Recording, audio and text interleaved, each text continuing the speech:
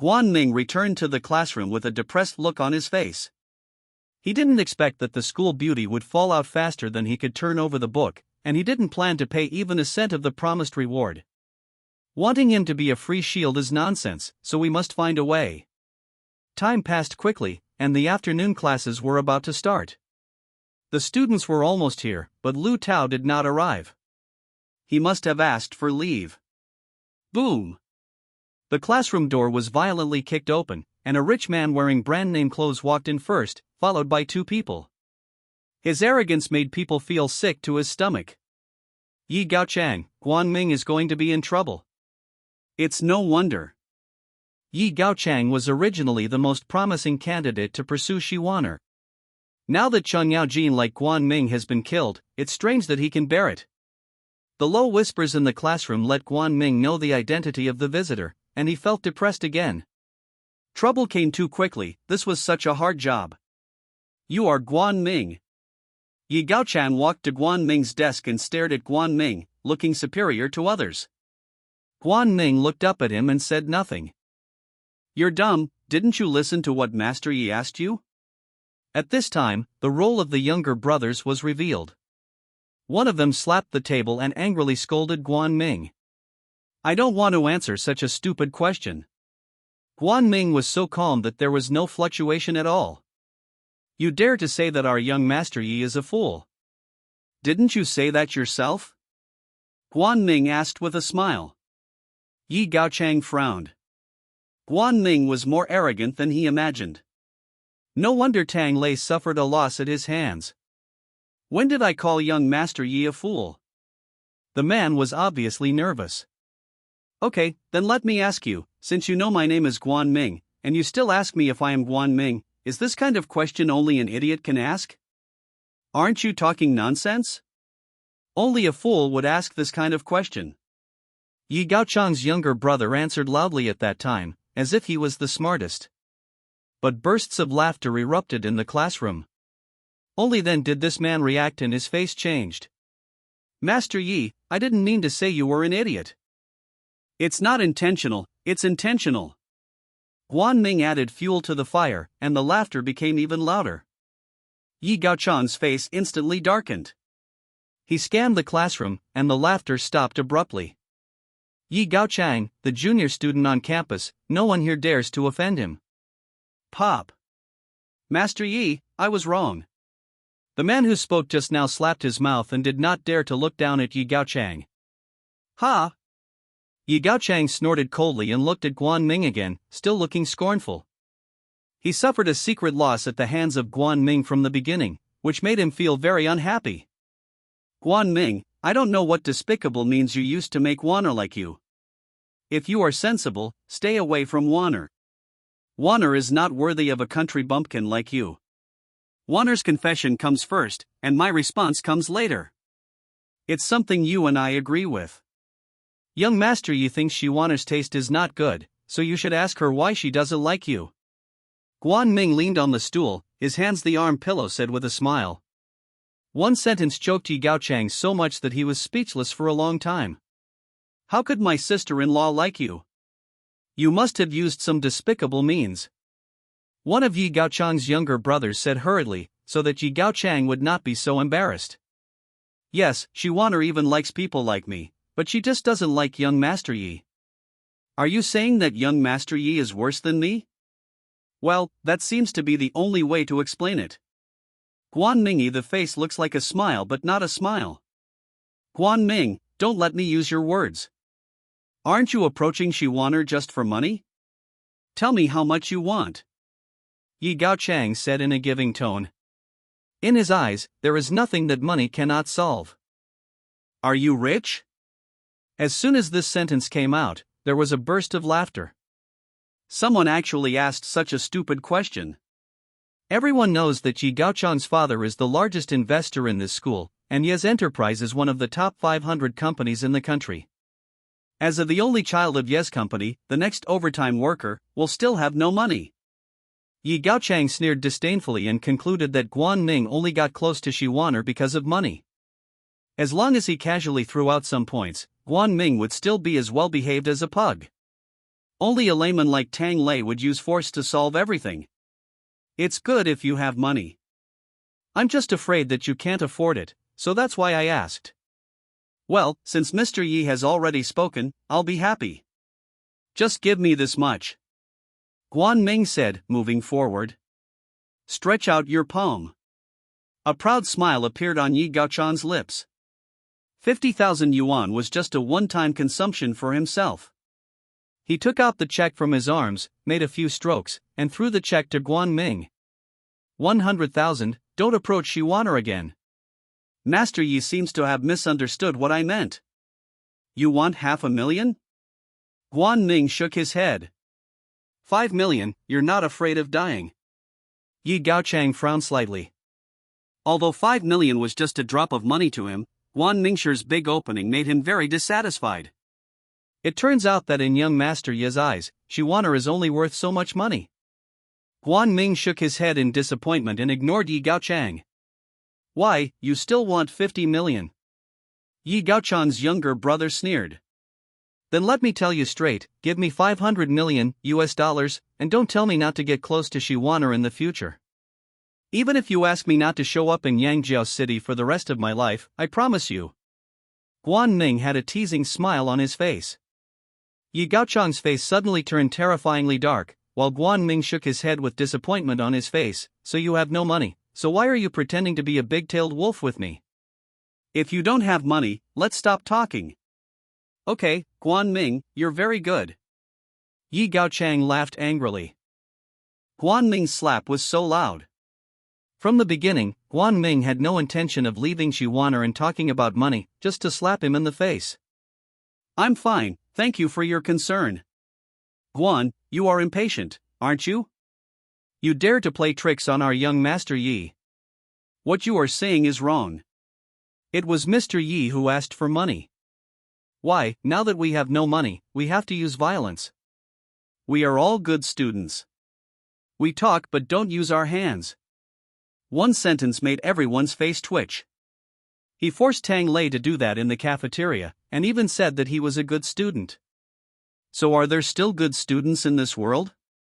Speaking of Yi Gaochang's two younger brothers, they really didn't dare to attack Guan Ming. Guan Ming's kick that knocked Tang Lei away in the cafeteria was deeply rooted in people's hearts. The atmosphere suddenly became deadlocked, and the two younger brothers, Yi Gaochang, could almost spit fire when they looked at Guan Ming. Yi Gaochang himself also had a terrifyingly gloomy face. A string of rhythmic music sounded, which was the school bell of Sheephorn University. Everyone knows that the show is over for now. Young Master Yi, this is the diplomacy class that you value most. The previously submissive man rolled his eyes and hurriedly turned his head to remind Yi Gaochang. Yes, I understand. A look of approval flashed across Yi Gaochang's face, causing the man to praise his wit, so that young Master Yi would not care about what he said wrongly just now. After regaining his composure, Yi Gaochang looked at Guan Ming with half-squinted eyes. You're lucky this time, but you won't be so lucky next time. Come on, let's go back to class first. The three of them left immediately. Guan Ming shrugged in a funny way. This was not a fight between gangsters. Before leaving, he said something arrogant. If you are capable, you can cut me off. If it were Guan Ming a day ago, he might not have dared to be so arrogant, stepping on Tang Lei and bitching Yi Gaochang. All this confidence comes from the realm of breakthrough. Guan Ming couldn't help but clenched his fists. The feeling of strength was so good. Ignoring his classmates' weird, ghostly looks, Guan Ming fell asleep, but his thoughts drifted back to the past. The past passed by like a movie, and finally settled on Yuan Peru, which made Guan Ming tremble in his heart. At the beginning, I thought you would be my world. Now, who can I trust? On the other side, Yi Gaochang naturally did not go to class. He was just trying to escape. At this time, he was sitting in a yellow Ferrari sports car, and a phone call had just been dialed in his hand. Yi Gaochang? The phone was connected, and the voice on the other end was a little confused. How come Tang Lei doesn't even recognize me? Yi Gaochang asked with a smile. I just find it strange that Mr. Yi, who is always a busy man, would call me. Tang Lei said sarcastically. He was in a bad mood, so he would not be merciful when he spoke. Yi Gaochang was a little embarrassed and replied sarcastically, "What are you talking about? If you have anything to do, just say it." "Okay, I also heard about what happened at noon." "Hey, young Master Yi, you are just idle and bored. Why are you teasing me to pass the time?" Tang Lei interrupted Yi Gaochang angrily. "Am I that kind of person? I just want to fight for you. A country bumpkin with only brute strength dares to attack you. You can tell me whether to take off his arm or take a leg. Brother, it all depends on one sentence." "Things," Yi Gaochang said as if he would just do it. "This is not a good thing, Mr. Yi, don't worry about it, just like this, beep." The phone turned into a busy signal, and the corners of Yi Gaochang's mouth couldn't help but curl up. This Tang Lei didn't consider my words at all. It seems that Guan Ming won't survive until sunrise tomorrow. Tang Lei's family background, Yi Gaochang, naturally knew that his father's generation was from a noble family, and he spent his whole life cutting meat, and made half of the country in Yangjiao City. The Tang family accounted for 50% of the underworld profits in Yangjiao City alone, and the rest of the small gangs were living under the influence of the Tang family. Some who were unwilling to surrender were still lingering, and the Tang family did not push them to death. After the power was stabilized, Tang Lei's father took his wife out of the country, and he was able to enjoy his old age. Now the Tang family is in the hands of Tang Lei's eldest brother. Tang Lei has naturally become the #1 son of the underworld in Yangjiao City. Wherever he goes, not being carried around. It would be really weird if he could let go of such a shameful humiliation today. Haitian feast, this is a veritable gold-selling cave. As long as you have money, there are tricks you can't think of. Once, a woman's first night was photographed for a sky-high price of 10 million, which became famous and made the rich crazy. When it comes, people without money are excited to see it. In the luxurious private room, good wine is placed on the counter. Just one bottle is enough for an ordinary person to work for 3 to 5 years. Tang Lei stood out, and next to him sat a handsome young man with a warm smile and a face like a knife, wearing a black suit. "Is it Yi Gaochang?" the young man asked Tang Lei with a smile. "Kindness. We will cooperate with the Yi family in the near future to enter overseas markets. If possible, we will have more contact with Yi Gaochang and build a good relationship," the young man continued. "I understand." Tang Lei behaved like a child. The young man looked forward with a warm smile, where a man in black clothes was standing there with a respectful bow. "Tell me, what happened last night, and why the man named Guan Ming is still alive?" The words that were clearly spoken with a chuckle made the man in black shudder and bow even lower. "Young master, yesterday Guan Ming was indeed led to the Phoenix Bridge and knocked into the river. Logically speaking, even if I die, I will. It stands to reason? Ah, see, you have been following me for so long, don't you understand what this means?" "Young master, I realize my mistake. Please give me another chance." The man in black clothes was so frightened that he crawled to the ground, chilling. He was completely confused just now when he found out that Guan Ming was not dead. He suffered such a big impact and fell into the river. Even if he was lucky enough to survive, he wouldn't have gone to class completely fine. He also gave the second young master. "Tonight is the last time. Do what Xiao Lei just said.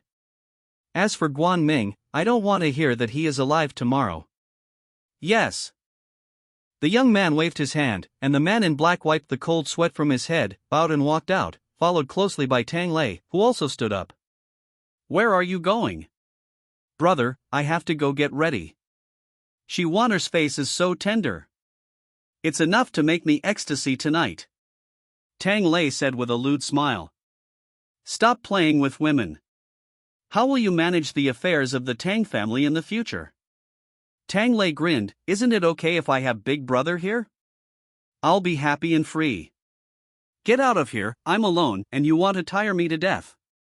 The young man kicked Tang Lei on the butt angrily. Tang Lei chuckled twice and said, "Go away, cover your butt and leave." The young man was the only one left in the huge luxury box.